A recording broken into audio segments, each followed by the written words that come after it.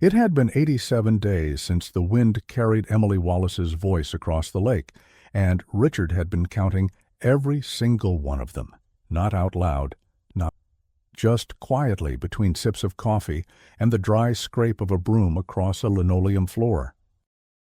Every morning his body woke before the sun, his mind already halfway through the rituals that had replaced meaning. Boil the water, pour the coffee, stare at the yellowing wallpaper, listen for a sound that hadn't existed in months. Emily's laughter used to echo the kitchen. Now only the radiator. Outside, Rockbridge was slipping into November, and the light changed it. Softer now, like the sun itself was trying not to disturb it. Maple leaves clung to wet sidewalks. Rain collected in the same potholes. The air smelled like chimney smoke, pine, and the tail end of Halloween candy. On certain mornings, Richard could almost pretend it was any other year. Almost. The Buick stuttered before starting, as if it too were tired of going through the motions. He parked behind the school like he always did, next to the rusted dumpster and the old bicycle rack no one used anymore. The sun hadn't risen yet. The lot was empty. He unlocked the maintenance door, stepped into the hallway, and flipped the lights on one by one. They buzzed awake, bathing the dull walls in a sickly glow. He worked the night shift by choice. The silence helped. Fewer questions. The building smelled of pencil shavings and old carpet. He liked that. It smelled like her. Emily had walked these halls every day for 3 years. Her locker was still there. 108, bottom row, third from the left. The janitorial closet sat across from it. Sometimes he caught himself staring at the metal door for minutes at a time, forgetting why he was holding a mop. No one mentioned her name anymore, not in the grocery store, not at church, not even at the town meetings where concerned parents used to fill folding chairs and demand answers. Now those same people avoided his eyes, not out of cruelty, out of something worse, discomfort, as if his pain were contagious. That morning, while sweeping the hallway outside the music room, he stopped. Something had moved. Not fast, just a flicker in the corner of his eye, a shadow that didn't belong. He turned his head slowly. Nothing. The hallway was empty, but the air felt different, like something had passed through. He shook it off, kept sweeping. At 6:12 a.m., he returned to the front office to take inventory of cleaning supplies. The clipboard was missing, so was the pen. He never misplaced things, not anymore. His life had become a series of deliberate steps. A defense mechanism. Precision kept the chaos out. But now something was off. A paperclip rested on the center of the desk, unbent, shaped into a near-perfect circle. Emily used to do that. Twist them into bracelets. It was probably nothing, but he picked it up anyway. Later that afternoon, as he prepared to leave, he passed the bulletin board by the gymnasium. The old Homecoming '94 banner still hung there, curling at the edges. A photo of the cheer squad had been pinned beside it, and near the bottom, among the smiling faces, was Emily, grinning crookedly, her head slightly tilted, hands clasped awkwardly in front. He reached out and touched the glass frame. It was cold. Then he noticed something strange, a folded piece of notebook paper, wedged between the corkboard and the wall. Carefully he eased it out. It was crumpled, water-stained. Faint pencil marks ran across it. "Dad, I miss you." The handwriting was hers. He knew it immediately. No question. The note wasn't old, not enough to have been there for months. He looked around. The hallway was still empty. His breath felt loud. He took the note home and placed it under the kitchen lamp. Same loops in the D, same flat top on the lowercase a. He'd memorized her handwriting long before she vanished. Little hearts over her eyes, exclamation marks that looked like bent nails. He poured himself a cup of coffee, even though his hands were trembling. It burned his tongue. He didn't care. At 7:41 p.m., the doorbell rang. No one used the front door anymore. He opened it slowly. No one there, only a box. unmarked, worn, about the size of a shoebox. No writing, no postage, just placed gently on the doormat. He bent down, picked it up, and brought it inside. Inside was a bracelet, handmade, beads in the same sequence Emily used to make, blue, green, red, white, blue, blue, a cassette tape, and a photo. The photo was grainy, clearly taken from a distance. A girl sitting on a park bench, face turned slightly away, blonde hair, denim jacket, knees drawn up. It could have been anyone, but it wasn't. He knew it. The cassette tape was labeled E. He inserted it into the old player beside the sink, static. I don't have much time. Then again, softer. I'm sorry I left. The tape clicked, nothing more. He sat there for what felt like hours, the bracelet clutched in his fist, the photo resting on the table, the note still trembling beside the sugar jar. Rain started tapping on the window pane. Somewhere far off, a train passed. He didn't cry. Not yet. He picked up the box again. At the bottom, barely stuck to the cardboard, was a small strip of fabric, purple with white stars. The same pattern as Emily's favorite pajamas. He used to call her Star Girl. She used to pretend she was from the moon. Once, when she was 8, she told him she wanted to live in a lighthouse, said it would be easier to see him coming from far away. He wondered now if she ever made it to one. Outside, the rain thickened. He turned off the lights and sat in the dark. He didn't sleep, not because he couldn't, because he was afraid the dream would end. He still parked in the same spot at the cemetery, 3rd row from the big oak tree, even though Emily didn't have a grave, just a memorial stone, granite, smooth and cold, with her name etched too neatly, too finely, no dates under the dash, just the word, vanished. Marjorie had insisted on putting something. She said it gave people a place to go. Richard disagreed, but let her have it. He hadn't spoken much in those first few months anyway. He visited once a week. Every Thursday before his shift. Not to pray, not to talk, just... Some days he brought the bracelet beads in his coat pocket and lined them up on the stone. Blue, green, red, white, blue, blue. Always in that order. He never let anyone see him do it. Marjorie had asked him once why he didn't move away. "How can you stay in this house?" she said, standing in the hallway, arms crossed, hair damp from crying. "Everything reminds me of her." That's why. She left 2 years later. Her new husband was kind, steady, the kind of man who installed ceiling fans and folded laundry without being asked. Richard didn't blame her. Love can't live in a mausoleum. But he stayed. The house on Maplewood Lane still held her scent in the upstairs closet. Strawberry shampoo and pencil erasers. A few of her T-shirts hung on wire hangers. Folded notes stuffed into the mirror frame. One had a doodle of a turtle with the caption, "Slow is fine. Just keep going." He stared at it sometimes until his eyes blurred. He worked nights because daylight felt dishonest, too bright, too loud. At night everything felt the way he felt inside, empty, slow, half-lit. Sometimes during his shift at the school he would walk past locker number 108 and imagine what Emily might have hidden inside. Stickers, chapstick, maybe a note from that Caleb boy. She'd liked him once. Wore a red cap backward and said, "Yes, ma'am," to Marjorie. He'd been the last to see her. Claimed she left the lake to walk home. She never did. He always thought there was something wrong with the timing. The boy's family moved 2 weeks later. No one questioned it. He did. He spent his nights now cleaning scuffed tiles, replacing light bulbs, organizing supply closets like they were crime scenes. Everything in its place, everything labeled. His own quiet form of penance. If he could bring order here, maybe it meant something. He still wore his wedding ring. Not because he couldn't let go of Marjorie, because he couldn't let go of before. He ate the same sandwich every night, turkey on rye, no mustard. Drank black coffee from a chipped mug that Emily gave him for Father's Day in 1992. It said, "Such a one, Dad," in red ink, Half the letters had peeled away. Now it just read Hump D. He kept it anyway.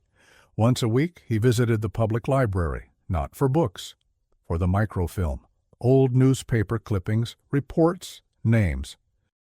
He searched for anything tied to girls who had gone missing between 1990 and 19. He had a list, 27 names. He carried it in his wallet like a second ID. He wasn't looking for connections. He was looking for patterns. One night, while dusting the piano in the music room, he found something strange, a sheet of music folded neatly beneath the bench. Twinkle, twinkle, little star.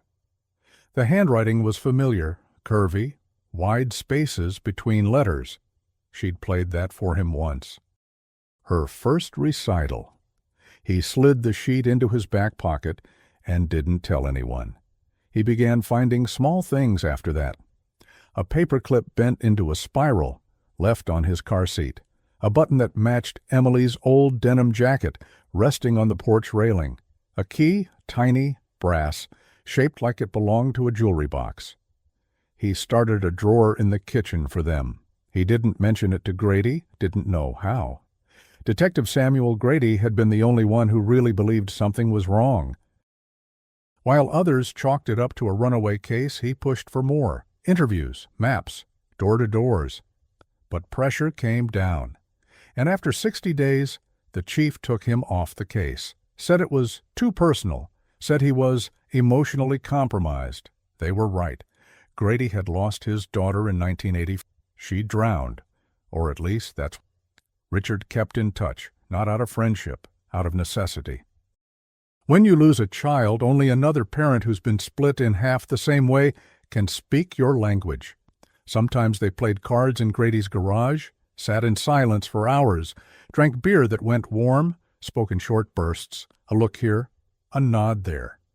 That was enough. Emily had been a quiet child, observant, loved puzzles, loved questions. She once asked why clouds didn't fall. When he tried to explain thermodynamics, she said, "Maybe they just trust the air." He wrote that down once. Kept the paper in his wallet until it wore thin. In her room, he hadn't changed anything. The pink walls, the bookshelf, the radio still tuned to the local pop station. A cassette labeled Emily's Favorites sat beside it. He never played it. Couldn't. Sometimes he stood in her doorway, fingers resting on the frame, and just breathed. She used to write notes and hide them in books. He found one last year inside Charlotte's Web. "Dear future me, I hope you still like turtles." He didn't know why, but that wrecked him. He folded it, placed it in an envelope, and sealed it. Labeled it for later. He didn't know when later was. The night he received the box, everything shifted. It wasn't just the bracelet, or the tape, or even the photograph.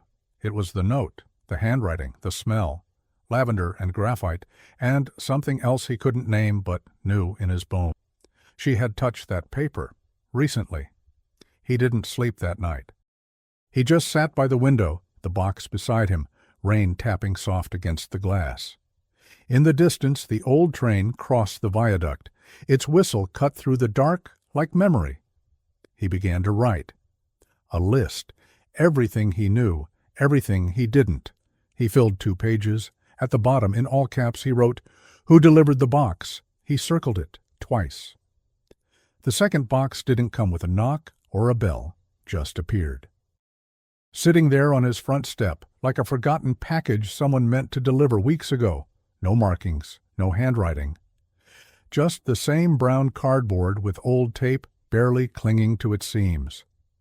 The cold of mid-November had already crept into the mornings, and the dew on the lid made the cardboard ripple slightly, like skin after water. Richard didn't bring it inside right away. He stood there for nearly 5 minutes, staring down at it, the sun barely breaking over the rooftops across the street. Then he crouched slowly, listened. Nothing. He pressed his hand to the side of it, expecting heat, vibration, a pulse. Nothing, only silence. He carried it in like he was holding something alive. Inside, on the kitchen table, under the same yellow bulb that had watched him open the first one, he pulled back the flaps. There was a folded piece of newspaper, from Cincinnati, and beneath it 4 items: a small bottle of lavender nail polish, nearly full, a worn library card with no name but a faint stain shaped like a crescent moon, a pressed daisy sealed in wax paper, and a Polaroid. The photo showed a girl with her back turned, walking across a gravel lot. Her hair was shoulder-length, blonde. Her arms were thin, elbows slightly pointed in the way Emily's had always been. She wore a navy blue sweater with white cuffs. Something about her posture tugged at Richard like a fishhook to the chest. He flipped the photo over. Nothing written, but there was a small red X marked in the lower corner, made with the same exact ink tone as the one he found years ago in Emily's art kit. He pressed the tip of his finger to the X. It smeared slightly, fresh. He stared at it for a long time before finally slipping the items back into the box, gently. Then he opened the drawer beneath the coffee pot and placed the library card beside the others. The button, the bracelet, the old bent key. He didn't know what any of it meant yet, but it meant something. Later that afternoon, while sweeping near the east wing of the school, he noticed a locker that had been slightly ajar. Not Emily's. This one was lower to the ground at the far end, rarely used. He reached down to close it, but noticed something wedged in the back corner. A cassette tape. He pulled it free, no label, no case. The tape itself looked older, but intact. He waited until he was home to play it. The static came first, then footsteps, then a door creaking, then a girl's voice. "I think I was asleep," the voice said, hushed, as though she didn't want to be heard, or maybe pretending. "You know how sometimes it feels better to just pretend?" There was a pause. "I dreamed about the dock, the lake. You were sitting on the bench with the ducks. I wanted to come closer, but I couldn't move. I think he knew." Another pause, then, "Don't forget my name." Then the tape ended. Richard rewound it and played it again. The voice wasn't loud, it wasn't distinct, but it was hers. He'd know it anywhere. And the mention of the bench? That wasn't public knowledge. That detail had never been in the papers. Only he and Marjorie knew that Emily loved feeding the ducks from the far bench. He played it one more time, just, "Don't forget my name." He didn't sleep that night. Instead, he pulled down the attic ladder and climbed up into the warm dust and insulation of 20 years of stored life. He brought down the wooden memory box he'd made for her when she was 6. The latch creaked as he opened it. Inside were all the things she'd once deemed important: a crumpled sticker book, a plastic dinosaur, a photo of her and Daisy with matching sunglasses, and a handful of index cards. Each card had a name written on it. Fake names: Lexi, Marla, Stephanie, June, Echo. She'd once told him she was collecting names in case she ever wanted to run away and become someone else. He'd laughed then, called her dramatic. Now he read each one like a code. He took the card labeled June and flipped it over. In tiny writing, she had drawn a lopsided star, 5 points, off-center. He didn't know why, but it made his chest ache. At the end of the week, he returned to Grady's house with the tape, the Polaroid, and the new items from the box. Grady had aged more in the past 2 months than in the last 2 years. His hand shook when he poured the coffee. Richard set the Polaroid on the table. "Again?" Grady said. Richard nodded. "She's walking away in this one, or towards something." Grady picked up the library card and sniffed. "Still smells like paper and mildew." "You ever notice these things smell like old church pews?" Richard didn't smile. "I think she's trying to leave a trail. Or someone wants you to think she is. I know my daughter's voice. I know you do." They sat in silence for a while. Grady finally asked, "Did you ever get DNA confirmation on the first box?" Richard shook his head. "Nothing left to test. Too degraded. It's like someone wanted to leave pieces without leaving fingerprints." because they've been keeping her somewhere. Long enough to train her not to say more than a sentence. I think she's still out there. Grady tapped the edge of the coffee cup. I think maybe someone wanted you to believe that. A week later, a letter arrived. Not a box, just a plain white envelope tucked inside the school mailbox. No stamp, no postmark. Just the word Dad written in thick blue marker. Inside, a single sheet of paper, folded twice. No handwriting this time, just a photocopy. A driver's license application. The photo was blurry, like it had been copied too many times, but the name caught his breath. Emily June Holloway. Age 18, application year 1998. Location Ohio Bureau of Motor Vehicles, Hamilton County. Richard scanned the rest. Eye color blue, height 5'2". Scarring none. Previous name blank. He read it again, then again.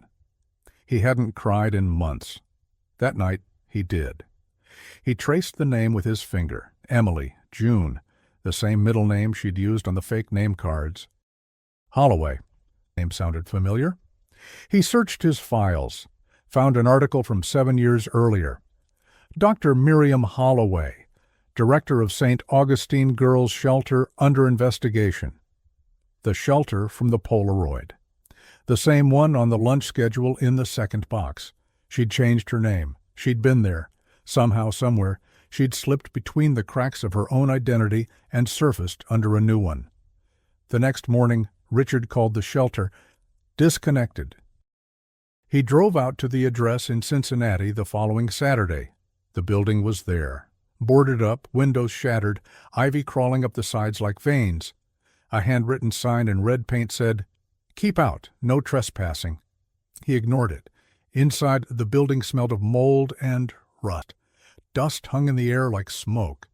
Water dripped from a pipe head. The front desk was still intact, covered in old mail, all addressed to Holloway. He rifled through it. Nothing with Emily's name. In a drawer behind the desk, he found a single photo, a group shot. 10 girls, arms slung over shoulders. Most were smiling. One wasn't. She stood in the back, hair tied, eyes heavy. Emily. He took the photo and left. That night, he played the tape again. This time, he listened to the silence between the words and heard something. A train whistle, exactly the same sound he heard every night at 2:12 a.m. The shelter was near the same tracks. At least she had been. He pressed his fingers to the cassette player and closed his eyes. Then he rewound it one more time. As the static ended, right before her voice started, something new emerged, a faint hum, like a song. He turned up the volume. It was a lullaby. Twinkle, twinkle. Then cut. He froze. In Emily's room, beneath her old mattress, he had once hidden a recording, her first song on the piano. She was 7, had insisted on playing Twinkle, Twinkle until her fingers hurt. She said it was the only song that sounded the same even when you were sad. He played that old tape now for the first time in over a decade. Same tempo, same key, same pause in the middle, where she always lost track of the notes and laughed. The recordings matched. Whoever made the new tape had heard the original, had kept it, or had been there when it was made. His hands began to shake. He pulled open the drawer, took out the bent brass key, and stared at it. Then he walked into Emily's room and knelt beside her toy chest. The lock had long since rusted shut, but the key slid in perfectly. Click. Inside, a stack of folded papers, drawings, cassette inserts, and at the bottom, a journal. He hadn't known she kept one. He opened to the first page. "My name is Emily June Wallace. I want to remember who I am." The final sentence read, "If I ever forget, please remind me." He flipped to the last page. It was blank. But written faintly in the corner, almost like a scratch, was the shape of a 5-pointed star, off-center. Then a knock at the door, sharp, fast, 3 times. He turned, heart in his throat. No car outside, just a shadow retreating toward the edge of the street. When he opened the door, The only thing left was a single envelope. Inside, a lock of blonde hair and a note. Torn at the corner, one word. Tomorrow. He didn't sleep that night. The note sat on the table, face up, as if it could blink. One word, tomorrow. The lock of blonde hair beside it was tied with a single thread. He hadn't touched it, just looked. Over and over again, the shade matched Emily's. But time could trick the eye. Hope made fools of certainty. At sunrise, he drove to the edge of town where the payphone still worked. He dialed Grady's number and let it ring until the machine picked up. "They're escalating," he said. "Whoever this is, they're not done." Then he hung up. The shelter had been closed for years, but the archives hadn't. At the Hamilton County Clerk's office, Richard requested records under a false name. A part of him didn't care if it was illegal. Another part hoped they'd arrest him and ask why. Maybe someone would finally listen. He found a file labeled Holloway Miriam, Audit and Transition Report, 1997. He flipped through the pages. Most were routine, staffing lists, food budgets, inspection forms. But one paragraph stopped him cold. Following internal restructuring, 5 unregistered female minors were transferred off-site at the direction of Director Holloway. Names listed under temporary protective alias J. Marlowe, E. June, A. Parson. He didn't read the rest. E. June. There it was. Not speculation. A record. A fragment of truth sharp enough to draw blood. He scanned it and left. The building across from the courthouse was a Methodist community center, mostly empty that day except for an old man vacuuming the carpet. Richard asked to use their library. He sat in front of a beige desktop computer, the kind that made a sound like breathing when it booted up, and typed in E. June Holloway, nothing recent. Then he tried J. Marlowe, a missing person report, 1999. Girl aged 17. Last seen outside a bus terminal. Disappeared without a trace. Same alias list. 2 girls gone. He pressed print. That afternoon, he returned to Grady's garage. Louie the Beagle didn't bark. The radio played low jazz. Grady stood by the workbench, sorting old screws into coffee cans. Richard placed the printouts on the table. "You were right," he said, "about someone else pulling strings." Grady leaned in, read slowly, then said, "They buried this. How many years?" "Too many." Grady handed him a cup of coffee. "You think she's still alive?" "I don't know," Richard whispered. "But someone wants me to follow this. Or someone wants to see what you'll do when you think she is." He didn't answer. 2 nights later, another box arrived. Smaller. No note, no photo. Just a VHS tape. He hadn't owned a VCR in over a decade. He borrowed one from the school's AV department and hooked it up in his living room. The tape started with static. Then the image stabilized. A girl, blonde, maybe 16, sitting in a metal chair, white walls, fluorescent light overhead. Her face obscured, but her posture familiar. She looked into the camera, not directly, slightly above it. A voice off-screen asked, "Do you remember your name?" The girl hesitated, then said, "June." Another pause. "And your father's name?" "Richard?" He dropped the remote. On screen, the girl smiled faintly. "Tell us where you last saw him," the voice. "At the lake," she said. "He brought me crackers. For the ducks." The screen went black. He sat frozen. Everything in him screamed to rewind, to replay, to confirm what he already knew. But he didn't. He left the tape inside the machine, pressed stop, and walked out the front door into the cold November wind, where he could hear nothing but the trees shifting against the sky. In the days that followed, he visited Emily's room more often, sat in her desk chair, ran his fingers along the notches carved into the wood. She used to track her height there, 1 notch every birthday. The last one was barely half an inch above the one before. She'd been upset. Said she was afraid she'd stopped growing. He wished that were true, that she'd stayed small, safe. He didn't tell Marjorie any of it. He thought about it, drove by her street, watched from the corner, but she looked peaceful. Her husband smiled at her on the porch, touched her back gently as they went inside. Richard didn't want to steal that from her, not again. Instead, he drove to the last address listed for Miriam Holloway in the old shelter files. A one-story ranch house 2 towns over, white fence, wind chimes. He knocked. A woman answered. She wasn't Holloway. She was her sister. Miriam had died in 1998. Car accident. No funeral, cremation. No one claimed the remains. "Do you know if she had any boxes stored here?" Richard asked. The woman blinked. "Like belongings?" "Yes. She used to keep journals, tapes.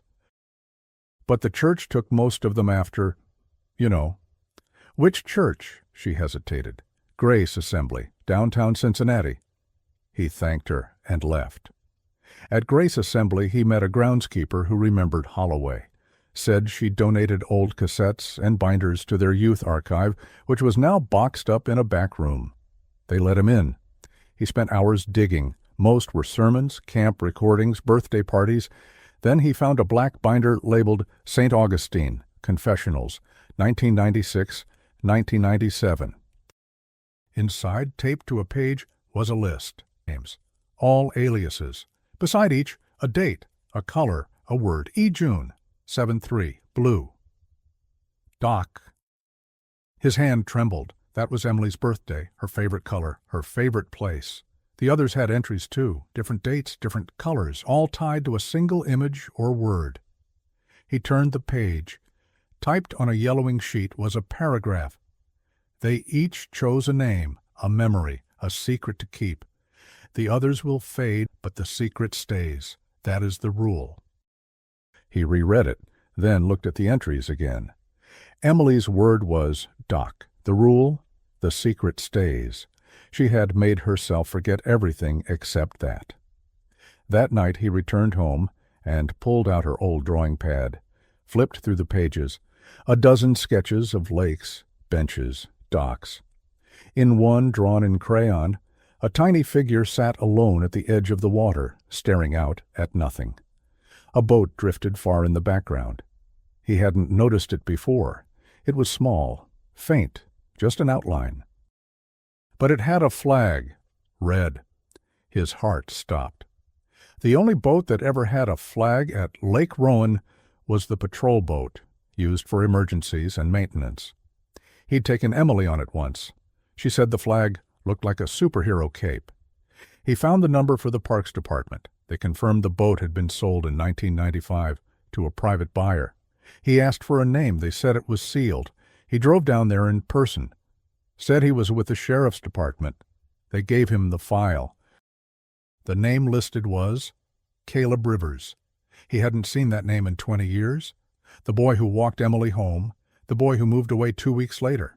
The one everyone said was polite, quiet, forgettable. He stared at the address listed. Illinois. A suburb. House in his parents' name.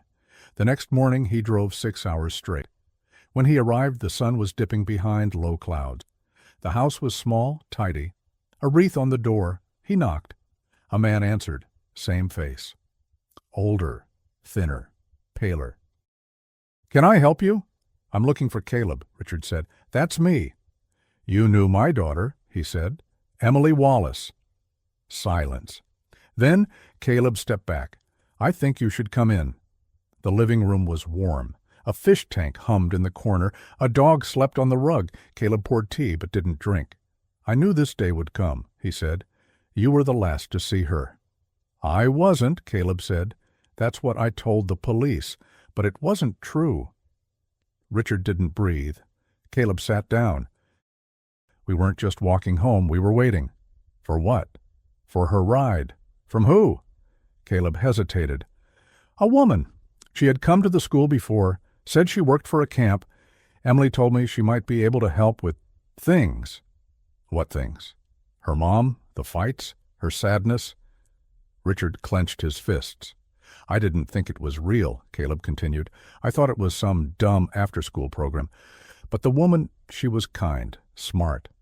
She asked the right questions. Emily trusted her. Miriam Holloway? Caleb nodded. She left with her, he said. I told no one. Because she asked me not to. Said it had to be her choice. And you never said anything? I was 15, he whispered. I thought I was helping. Richard stood. His whole body ached. I'm sorry, Caleb said. Richard walked to the door. As he opened it, Caleb said one last thing. She wrote to me. Richard turned. After, from somewhere else. Once, she said she was safe, but scared. She didn't sign it. But I knew. Do you still have it? Caleb disappeared into a drawer and returned with a folded sheet. Richard opened it. One line. Tell the ducks I miss them. He left without another word. In the car, he gripped the letter until it crumpled. Then he whispered aloud, to no one, I'm still here. At home, he placed the note beside the journal, then sat, and waited for whatever came next. Ellie hadn't opened the envelope until after midnight. It had been sitting on the table all day, untouched, its blank surface almost vibrating with weight. No stamp, no writing, just thick paper, sealed with clear tape, heavy, intentional.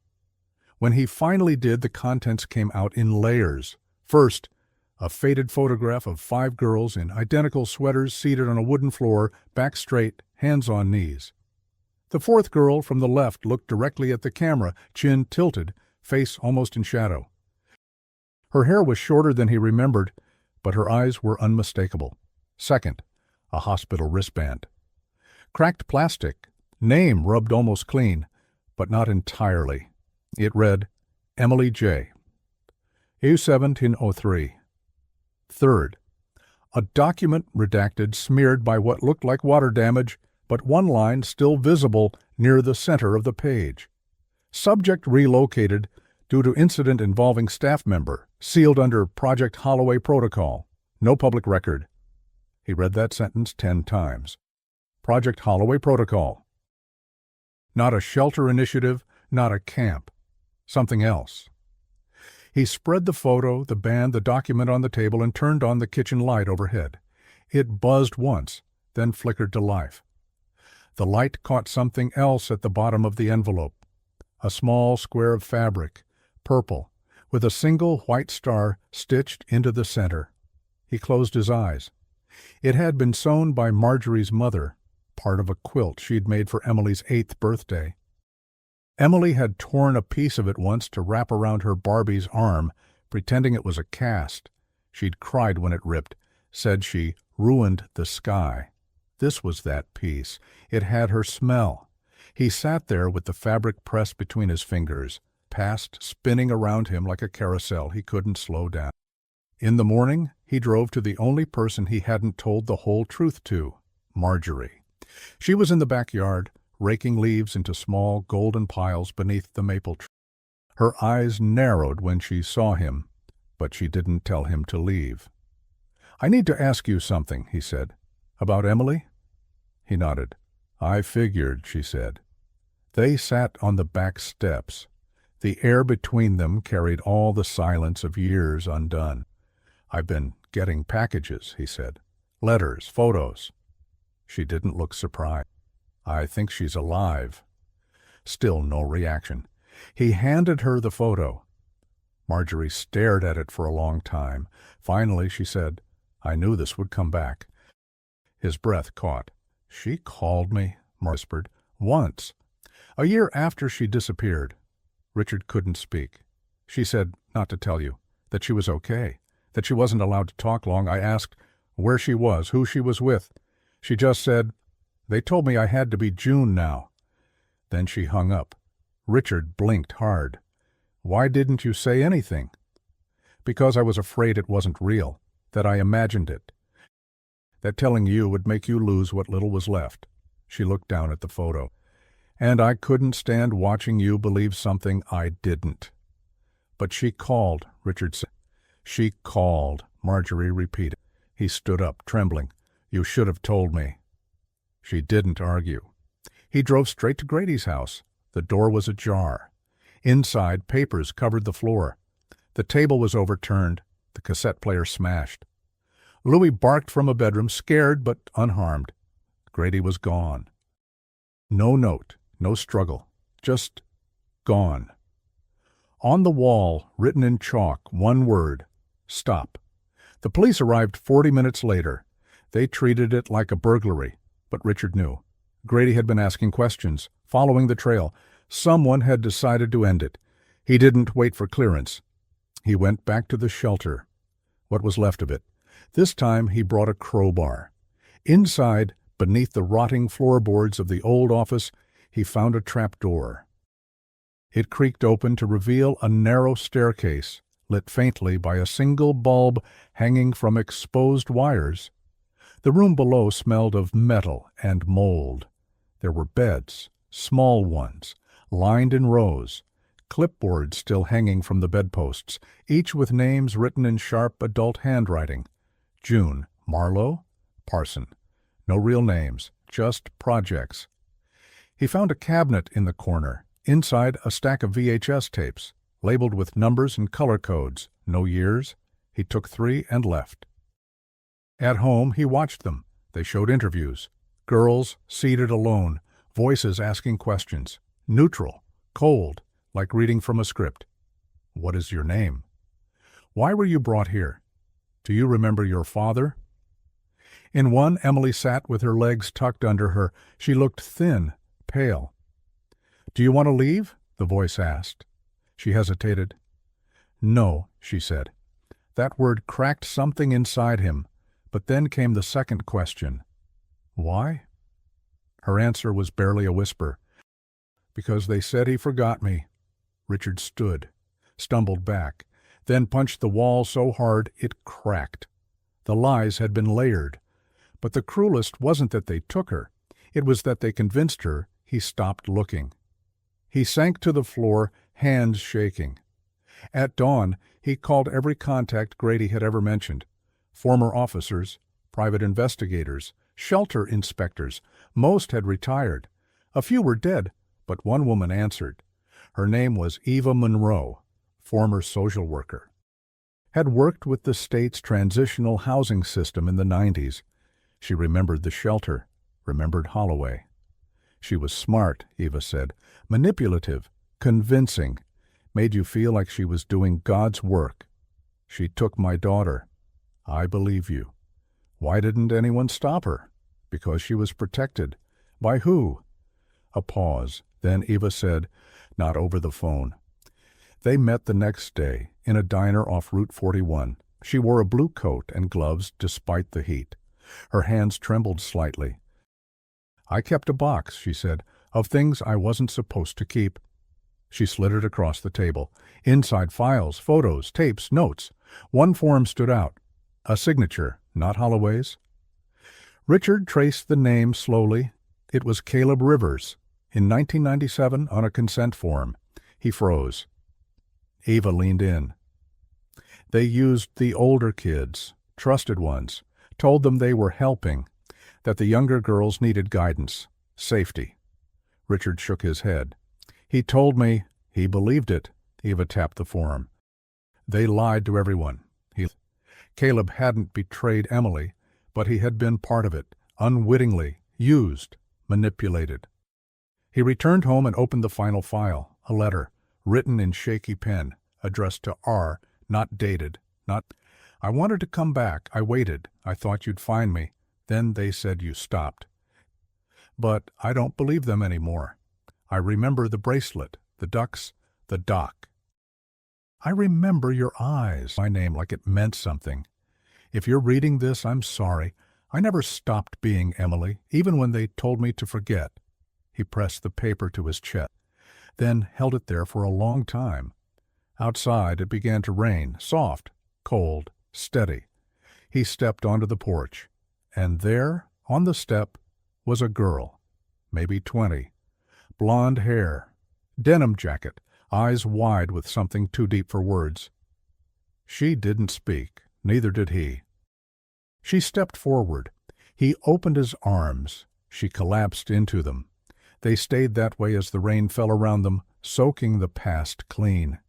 He whispered one word. "Emily." She nodded, then said, "I remember everything now." She didn't speak for a long time. They sat on the floor of the living room, soaked from the rain, her knees drawn to her chest, his coat draped around her shoulders.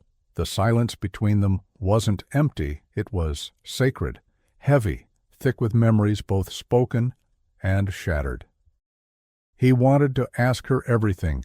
Where had she been? What had they done to her? How had she survived? But he didn't. Instead, he said the only thing that felt honest. "You're home." Her chin trembled, then she nodded. He handed her a towel. She dried her face, but not her eyes. She stared at the coffee table where the envelope still sat open, her words spread out like a wound on paper. She didn't touch them. "I tried to write sooner," she whispered, "but they kept moving us, changing names. Places, rules, I forgot things." He waited. "They told me you were gone, that Mom left because you blamed her, that I had no one, that I was too broken to go back." His heart cracked open again. "I didn't believe them," she said. "At first." He reached out, placed his hand over hers. Her fingers twitched, then curled into his. She didn't look up. "I stopped talking after the third transfer. I figured silence was safer." He nodded. "They put me in school again, under the name June. I didn't speak for 2 years, but I remembered things. The doc, the bracelet, your voice." "I never stopped looking," he said. "I know," she said. Her eyes finally met his. "I didn't stop being Emily." He exhaled like he'd been holding his breath for 20 years. They moved to the couch. She didn't eat much, but held the spoon like it was proof that she could. She asked about Daisy. He told her the truth. "She waited for you." Emily nodded slowly. "I thought she might." They watched the storm together. The trees bent under the wind, their shadows reaching across the windows like old ghosts. He turned on the heater, brought her dry clothes. One of Marjorie's old sweatshirts, soft with time. He didn't ask about the scars on her wrist. She didn't offer. Instead, she asked, "Do I still have a room?" He walked her upstairs. She opened the door slowly. Everything was still there. The bed, the bookshelf, the drawing pad, the old lamp with the ladybug shade. Even the glow-in-the-dark stars on the ceiling, though many had fallen off. She stepped inside like she was afraid it would vanish. Then she laughed. Just once. Soft. She picked up the old stuffed turtle from the shelf. "He's still missing an eye." "You used to blame the dryer?" She smiled. He watched her sit on the bed, tuck her legs under herself like she used to when reading. She flipped through the drawing pad, page by page, until she found the one with the boat on the lake. "I remembered this," she said. "I know." She closed it, hugged it to her chest. That night she asked if he could leave the door open while she slept. He sat in the hallway, listening to her breathing, like he used to when she had fevers as a child. It didn't feel like healing. It felt like holding broken glass and choosing not to let go. In the morning she made toast and eggs. She didn't eat much, but she tried. He drove her to the lake that afternoon. The dock was quieter than he remembered. The bench older, but she walked ahead, arms crossed over her chest. He followed. At the edge of the dock, she crouched down and stared at the water. "Do you remember what I said the last time we were here?" she asked. "You said the ducks looked like floating commas." "You were brilliant." She let the wind run through her hair, then said, "They kept a box." He turned toward her. "Of our things, stuff we weren't allowed to have. I stole pieces when I could. That's how I found the bracelet again, the photos. I sent them." He nodded. "I didn't know if they'd get to you, but I had to try." "They did." "I found something else in that box. Something from someone else. Another girl." She didn't make it out. I kept her tape. The last thing she said was, "I hope someone hears this." At him. "I did." She pulled a folded letter from her pocket. This was hers. "I think it's meant for someone else. Can we give it to them?" Of course. They didn't say much on the drive home. Sometimes healing is quiet. That night Marjorie came. Emily stood behind the screen door. Marjorie dropped her purse. They didn't run to each other. They just stared. Then Marjorie said, "I thought I forgot your voice." Emily said, "I never forgot yours." They cried for a long time. No words, just sound. Richard watched from the kitchen, heart both full and shattered. They spent hours together, laughing, weeping, remembering. After Marjorie left, Emily sat at the kitchen table and asked for a blank sheet of paper. She wrote 5 letters, one to Caleb, one to Louie the dog, one to a girl named June that she no longer had to be, one to herself, and one to Richard. He read it later, in private. It said, "Thank you for not forgetting me, even when I forgot myself." That night she sat on the floor of her room and listened to her own voice on the old, singing off-key, laughing. He stood in the hallway back against the wall, tears rolling silently. The next morning they went to the cemetery. Emily sat by the stone that bore her name. She placed a drawing on it, a turtle, missing one eye. She whispered something. He didn't ask what. They drove home with the windows down, the wind tangling her hair. At a red light, she turned to him and said, "What happens now?" He didn't know, so he said the only thing he could, "Whatever you want." The lake looked smaller now. Maybe it was the years. Maybe the way the trees had grown taller, casting shadows that reached farther into the water. Or maybe it was just the way memory plays with size, with silence, with distance. Emily sat on the edge of the dock, legs crossed, her sneakers barely brushing the wood. The same dock, the same angle, the same wind. Only this time she wasn't a girl waiting to be taken. She was someone coming back. Richard stood a few feet behind, arms crossed loosely, giving her space. The sun hadn't broken through yet. It hung low behind the gray of morning, painting everything with the same soft filter as the photographs he kept in the drawer by his bed. Photos of her before everything disappeared. She turned slightly, not all the way, just enough. "You used to bring crackers," she said. "I remember. They were stale. Only the best for you." There was a peace between them now, a quiet they didn't have to fight against. There were still gaps, still things unsaid, but they were holding the same thread again. That was enough. "I read your journal," he said, "the one you hid in the toy chest. I thought you might. I didn't know you were so brave." "I wasn't. I just didn't want to forget. I thought maybe if I held on to something long enough, I'd still be me." "You are?" "Sometimes I don't feel like her." "You don't have to be her all at once." She let her fingers trail over the dock beside her. "It's strange," she said. "The world moved on, school kept going, people had birthdays, my friends made new ones, and I was just paused." He didn't answer. He knew there was nothing to say. "I used to imagine you on this bench," she said, "waiting. I'd close my eyes and try to see you. And sometimes I did. I was there." "I know," she whispered. "I just didn't know how to come back." He sat beside her. The wood creaked. They watched the ripples move across the lake. A duck drifted past, slow and uninterested. Somewhere in the trees a crow called out, its voice harsh in the soft morning. "I don't remember everything," she said. "Some things are still locked away. You don't have to remember to heal." She was quiet for a while. Then said, "They taught us how to forget. Did you know that?" "No. They said, if you say something enough times, it becomes real. If you stop saying something, it fades. Names, places, faces, it all slips." "I said your name every day." She turned to him now. "Full. I know." Tears welled in her eyes. "I heard you." He reached for her hand. This time she didn't flinch. They stayed like that until the sun finally pushed through the gray and cast gold over the surface of the water. She closed her eyes. "I'm not afraid anymore." "You don't have to be." A breeze swept through the trees. Leaves danced. The lake shimmered. Then, in a voice so soft it almost got lost in the wind, she said, I think I'm ready. For what? To let go of the fear. He nodded. They walked back to the car slowly. The past wasn't chasing them in. At home, she helped him clean the attic.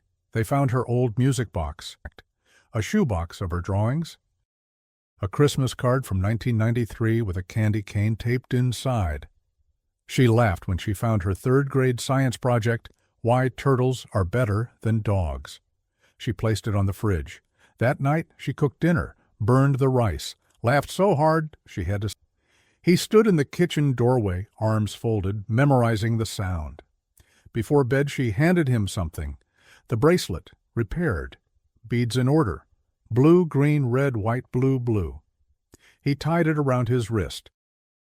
Red means stop, she said, but you didn't, she smiled. Neither did you. In her room, she opened the window just a crack. He watched from the hallway just like before. Only now she wasn't a girl disappearing. She was someone returning. The next morning, a letter arrived. No return address. Inside, a photo. 5 girls, smiling. Only this time, all their names were written on the back. Full names.